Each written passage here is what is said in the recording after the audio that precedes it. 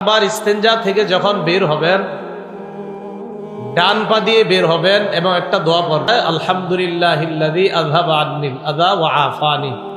তিরমিজি শরীফ হাদিস নাম্বার ৭।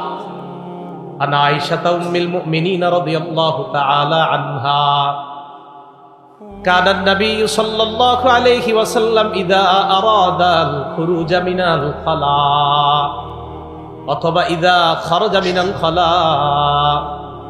আম্মা জান আয়েশা বলেন, আল্লাহর নবী যখন ইস্তেঞ্জা সারার পর যখন বাহিরে আসতেন, ক্বালা গুফরানাক, আল্লাহর কাছে বলতেন, আল্লাহ আমি আপনার মাগফিরাত চাই, আপনার ক্ষমা চাই। নবী ইস্তেঞ্জা থেকে বের হওয়ার পর বলতেন, আল্লাহ আমি আপনার ক্ষমা চাই, আমি আপনার মাগফিরাত চাই। আর একটা দোয়া আছে, সেটাও বলা যায়, আলহামদুলিল্লাহিল্লাযী আযহাবা আন্নিল আযা ওয়া আফানি।